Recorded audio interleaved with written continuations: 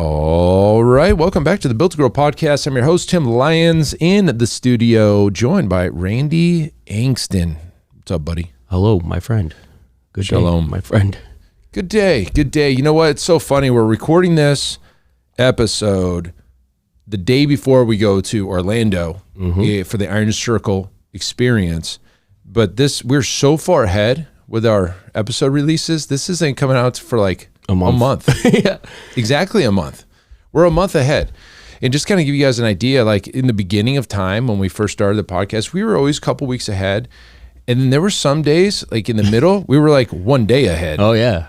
And we had to like, oh, crap, 4 p.m. We have to go to the office to record for tomorrow. Like, So for those, I mean, obviously, I think over 410 releases, we've only missed maybe 5 on the days, right? Like they would be the next day or something. Yeah. I'd say that's a win. I think we're doing all right. I'm trying to we're like, our number one goal, guys, with the Built to Grow was consistency. Tuesdays, Thursdays. Thursdays. You know where you can go and you can count on. And so we get really bummed out if we don't hit one of those dates. It's like, just really makes us upset. We feel like we failed you. Yeah, one of those deals. Quick announcement before we get into this episode. We got the Growth Summit. Don't forget to get your tickets. It'll be in the show notes. We also have a place where you guys can go. Facebook group called Business Talk with Fitness Professionals. Join that group if you want to chat with over 1,000 other gym owners. And just so you know, I decline more people than we let into that group because we want gym owners. We don't want, marketing companies and people that are digital, like doing photography or whatever. We just let the homies in only.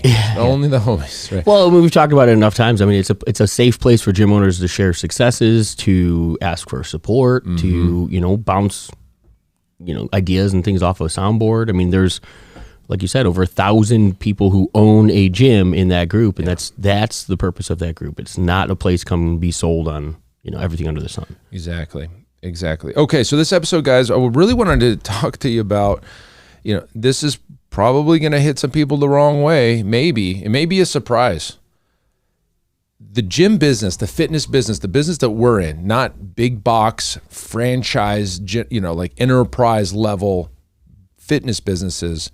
The businesses that we're in, mom and pop, maybe you have 1, maybe you have 5, 10 maybe, but you're talking about, independently owned training gyms, is not the end result of the exit plan is almost never a big windfall of cash.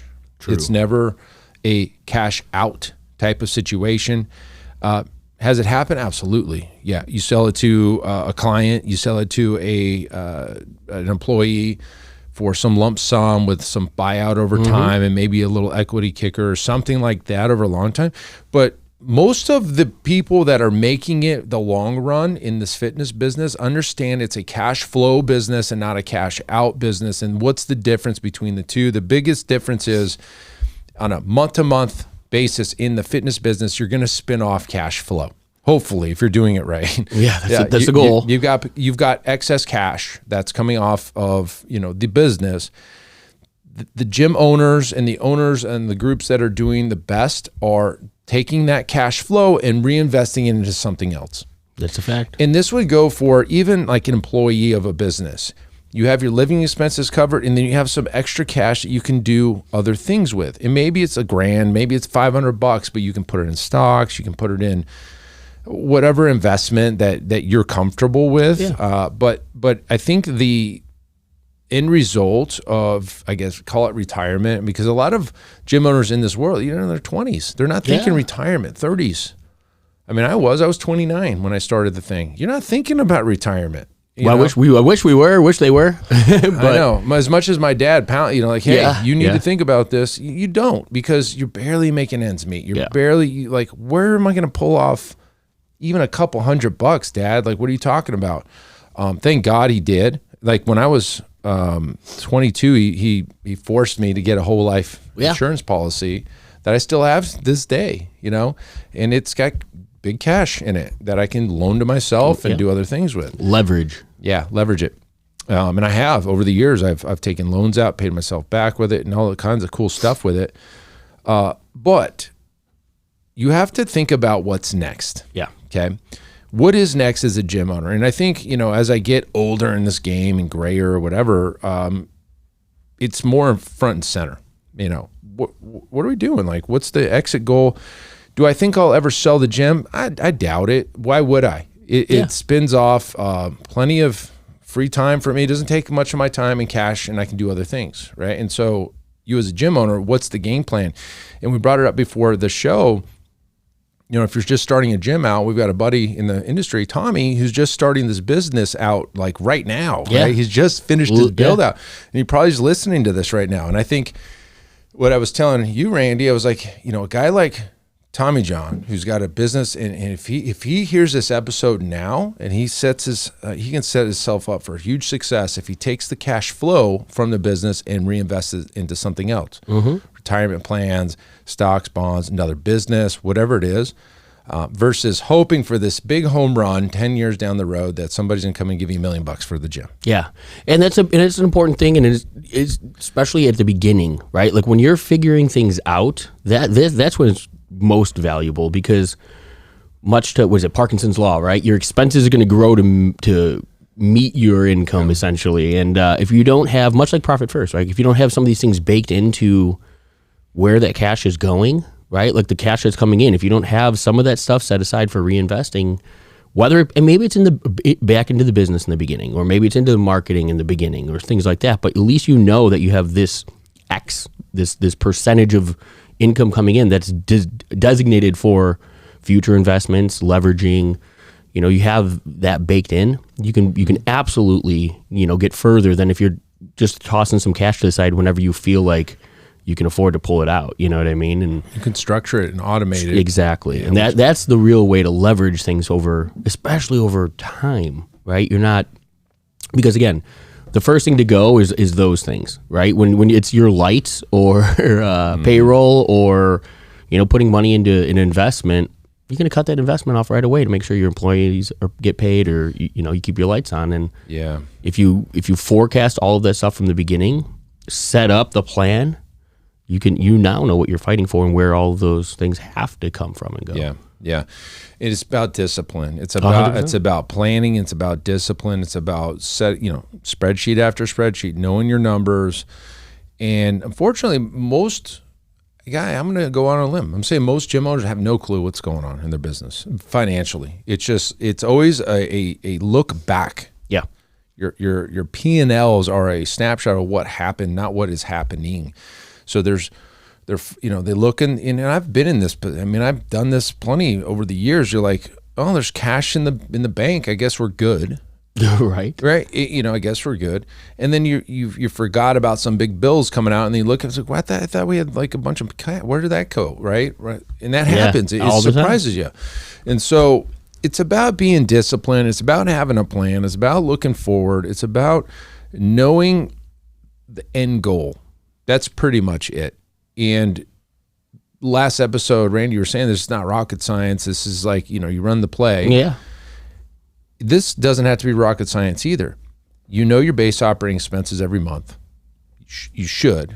Well, if you haven't opened your business yet, you don't. But if you've been in business, let's just say 12 months, you can just take a look backwards, average out your base operating expenses, think about any big kind of capital expenses coming up. Oh, we got to replace, call it some treadmills, in month 18. Okay, well, let's forecast for that. And then you've got an average, right? Let's just say it's 20 grand. Sure. Now, my base operating expenses is 20 grand. Anything above 20 grand essentially is quote unquote profit. Take that money and do something with it. Yeah. Don't just leave it in there. Like, have it making money for you somewhere else, or at least a reserve. Yeah, in the plan. You know what I mean? It all starts with the plan, and then obviously baking it into the business to make it a non-negotiable. Really, that's what it is. And I think a lot of this comes back to like our last episode is, you guys, you're in an industry that's not easy. The vehicle that you've chosen more often than not isn't going to provide some grandiose life with, multiple cars in the driveway and houses paid off and all these things. Like, unfortunately, that's just not the fitness business for most. Now, if you start and you leverage the profit from your fitness business, you absolutely could end up in a place where all of those things are a possibility. But the fact is, you have to use the fitness business as that gateway, as that key, that leverage that business to provide you with the lifestyle that you want and desire. But it's not going to happen with just within those four walls. Yeah, gosh, I mean, that's the stark reality. Unfortunately, I hate saying it, because I think we've been hesitant to kind of, I don't want to say talk about that for a while, but because we don't want this industry to seem like doom and gloom. But I think it takes, it's time to pull the carpet out and say, hey, you know what? Call a spade a spade. Like, this is the opportunities that these businesses provide. If you're not leveraging them, this is what you can expect. And what can you expect? You can expect to be a trainer within your business, have some level of day-to-day operations on your plate, and you're going to be trading some sort of time for money to keep the four walls of your fitness business going for as long as you decide to be in that seat. And that's what Tim's point is. At the end of that, are you the business, or do you have a business? Mm-hmm. If you don't show up tomorrow, does your business create an income, provide a service? Does it grow? Can it do all of those things without you controlling and actually making it happen? And if that's not possible yet, that may be where you want to focus on too. Yeah. Because ultimately, everything that we're talking about here is leveraging time for money, or money for time. Right. And there's a great book. I just finished reading it, Clockwork. I mean, it's funny. Mike Michalowicz is speaking literally on Friday. Mm-hmm. Today is Tuesday. So like in 4 to 3 days from now, he's going to be speaking to the Iron Circle. I had a good conversation with him actually in an airport on a Zoom. I didn't want to miss that because this was about it was a pre-con. Yeah, And he was like, okay, so what direction do you see this going, Tim? And I was like, well, listen, man, I hadn't read this book until this like 2 weeks ago, because John, one of our Iron Circle members, it's called Clockwork, is basically exactly what we need. Is everything written in your Clockwork book is what we need to talk about, with some sprinkling of profit first and some sprinkling of fix this next. But the book Clockwork, it's about getting out of your business, removing the owner from the operations, and so that you have a business. And he was super excited to hear that, because it's called Clockwork Revised. And so he just revised this whole book over the last year. And so it's fresh. And so I would highly recommend that book to anybody that's finding themselves in the day-to-day operations. This will just change your mindset around, you don't have, the entrepreneur that's always hustle and grind essentially is doing it wrong. Yeah, I mean, it's the journey of the broke, essentially, right? The hustle and grind, like, while work ethic is an absolute must in this business, if you're constantly grinding all the time, you're technically doing it wrong, because if you're doing it right, you're not having to grind because the system's doing it. Exactly. I mean, that's the funny thing about it, because a lot of entrepreneurs are, like, all about, that's a badge. That's a checkbox, right? Yeah. Like, I'm a grinder, I'm going to outwork you, blah, blah, blah. I mean, I'm there. I mean, I get it. But the smart entrepreneurs, they're not. They've created all those systems to do the work for them, and so that they can do other things. They're not sitting around, they're doing other things, but the business isn't pulling them back in like a ball and chain. And a lot of you feel like the business is a ball and chain to you right now. You're like, gosh, dang it. A couple extra minutes in the shower before you get out because you just don't want to face the day kind of guy, and look, it's all fixable. It is. It's funny. It's getting, it's all the same things, right? That any other business has to feel. You have to get clients. You got to have them pay. You got to keep them for long term, and you have to get more of those people and keep your expenses in check. That's your business, right? It's like cash flow. Deliver on your promise to the consumer and have them rebuy. Stay as long as possible. But I mean, we speak to it like it is nothing. But I mean, we know what it takes in order to make those things happen. The point of the message is the systems that are in place can be doing that work rather than you trading your time for being in your business doing that. And ultimately, guys, I mean, the reason we did episode 400 about getting out of your fitness business is because that's the number one thing we're asked about lately is how do I build the things into my business so that I don't have to be doing them all?